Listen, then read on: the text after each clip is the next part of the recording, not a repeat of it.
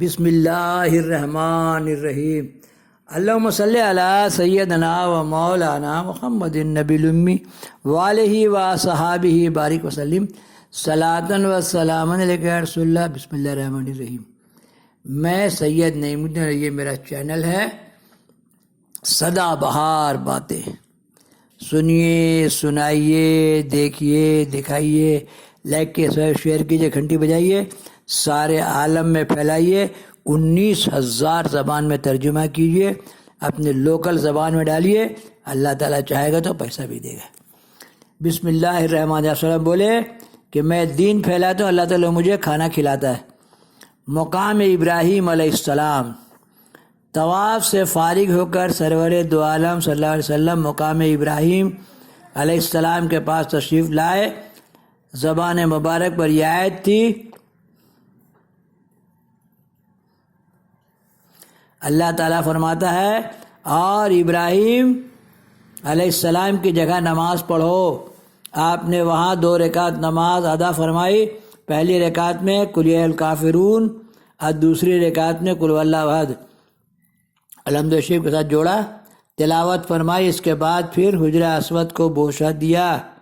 اللہم صلی علی سیدنا و مولانا محمد النبی الامی وآلہ و صحابہ بارک وسلم صلاۃ و سلام علیک۔ مقام ابراہیم ایک پتھر ہے جس پر حضرت ابراہیم علیہ السلام نے کھڑے ہو کر کعبۃ اللہ کی تعمیر فرمائی تھی۔ ارشاد الہی ہوتا ہے کہ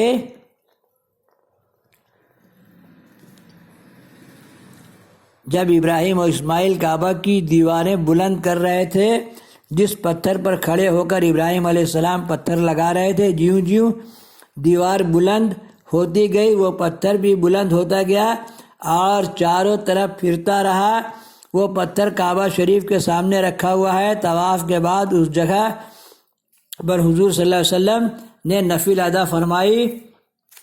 اس کے بعد فارغ ہو کر سرکار دو عالم صلی اللہ علیہ وسلم نے صفا و مروہ کے درمیان سعی فرمائی، یعنی حضرت حاجرہ کے عمل کو قیامت تک کے لیے تابندگی بخش دی گئی۔ جب صفا و مروہ کی دونوں پہاڑوں کی چوٹی پر پہنچے تو یہ فرمایا لا الہ الا وحدہ لا شریک لہ لہ الملک و لہ الحمد وہو علی کل شیء قدیر لا الہ الا اللہ وحدہ وحدہ نصر عبدہ۔ یہ عمل آپ نے آتے ہی ادا فرمائی۔ گویا کعبۃ اللہ میں داخل ہوتے ہی ان کا ادا کرنا ضروری ہے۔ طواف اور سعی اسی کو بولتے ہیں عمرہ۔ وہاں جانے سے پہلے آپ کو عمرہ کرنا ہے، مانے طواف کعبہ اور سعی کرنا ہے، اس کے بعد پھر کوئی کام ہوگا۔ اس کے بعد مینا روانہ ہوئے۔ مینا کی روانگی ذو الحجہ کی 8 تاریخ کو سرکار دو عالم صلی اللہ علیہ وسلم صبح طلوع آفتاب کے بعد مینا کی طرف روانہ ہوئے اور وہاں 5 نمازیں ادا فرمائی، ظہر، عصر، مغرب، عشاء اور فجر۔ عرفات ذو الحجہ کی 9ویں تاریخ کو آفتاب کے بعد آپ مینا سے عرفات پہنچے۔ مکہ شریف سے مینا اور عرفات 12 کلومیٹر کے فاصلے پر واقع ہے۔ کعبہ شریف سے مینا 5 کلومیٹر اور عرفات سے 12 کلومیٹر کے فاصلے واقع ہے۔ راستے میں مینا سے 2 میل آگے مکہ سے 7 میل کے فاصلے پر مزدلفہ ہے۔ عرفات میں قیام کا نام حج ہے، یعنی عرفات میں قیام حج کا رکن اعظم ہے۔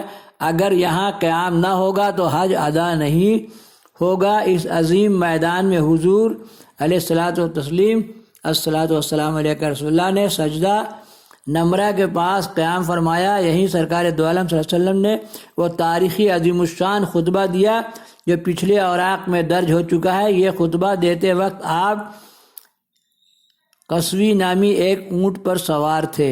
خطبہ دینے کے بعد حضرت بلال رضی اللہ عنہ نے فرمایا کہ اذان پڑھو۔ حضرت بلال رضی اللہ عنہ نے اذان پڑھی تو حضور نے نماز ظہر اور عصر دونوں کو ملا کر پڑھائی۔ پھر آپ نے یہاں تدرع اور انکساری سے دعا فرمائی۔ یہ دعا اتنی طویل تھی کہ سورج غروب ہو گیا۔ مزدلفہ کی روانگی۔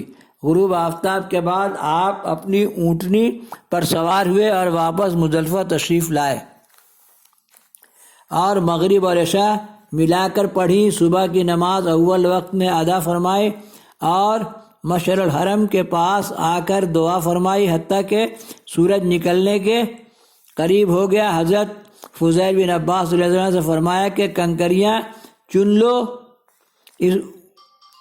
اس نے 7 کنکریاں حضور کی خدمت میں پیش کی۔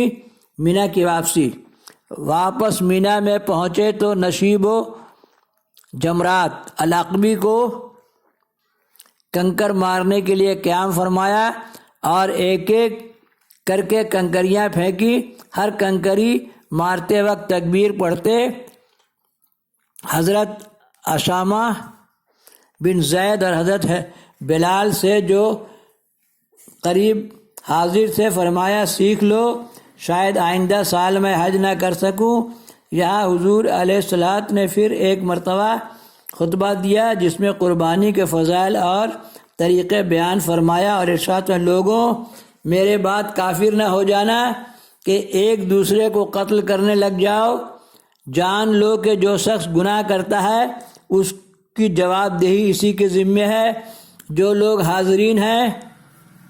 حاضر ہیں وہ ان لوگوں کو احکام بتائیں جو حاضر نہیں ہے۔ قربانی۔ پھر آپ پہاڑ کے دامن میں تشریف لائے اور قربانی فرمائی۔ 63 اونٹ حاضر تھے۔ حضرت علی رضی اللہ عنہ سے فرمایا کہ کھال اور گوشت مسکین میں تقسیم کر دو۔ پھر حجامت بنوائی۔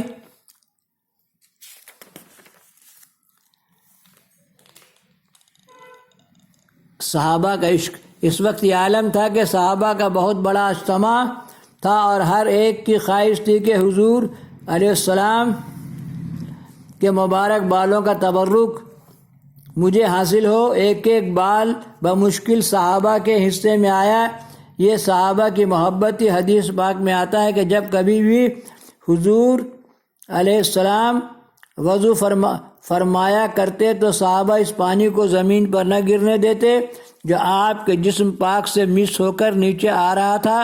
حضور محمد بن عبداللہ جنہیں حجامت بنانے کی سعادت حاصل ہوئی تھی پھولے نہیں سماتے تھے اور ہر ایک سے مبارکباد وصول کر رہے تھے۔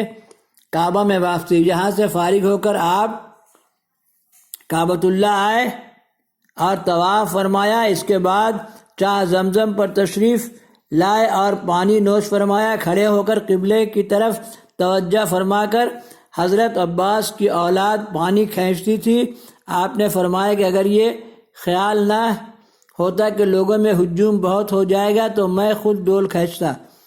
مینا کی دوبارہ روانگی۔ پھر اسی وقت مینا کی تشریف لے گئے اور رات کو مینا میں قیام فرمایا۔ صبح اٹھ کر زوال سے پہلے جمرہ اول اور پھر جمرہ وسطی اور پھر جمرہ عقبہ کو کنکریاں ماری۔ یوں ہی 3 دن تک عمل فرمایا۔ مکہ کو واپسی۔ پھر مکہ شریف کو واپس آئے اور طواف وداع فرمایا اور اس طواف میں رمل نہیں فرمایا، یعنی 3 چکروں میں جلدی اور چھوٹے چھوٹے قدم اٹھائے۔ پھر صبح کو نماز کعبۃ اللہ میں ادا فرما کر واپس مدینہ منورہ کا ارادہ فرمایا۔ سرکار دو عالم صلی اللہ علیہ وسلم کے حج فرمانے کے واقعہ مفصل طور پر اس لیے بیان کیا گیا ہے کہ حج کا طریقہ مسلمانوں پر واضح ہو جائے اور وہ اسی طریقے پر عمل کریں جیسا خود سرکار دو عالم صلی اللہ علیہ وسلم نے فرمایا۔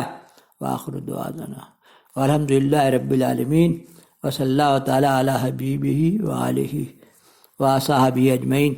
اللہم صلی علی سیدنا و مولانا محمد النبی الامی وآلہ وصحبہ بارک وسلم صلاۃ و سلاما علیک یا رسول اللہ صلی اللہ علیہ وسلم۔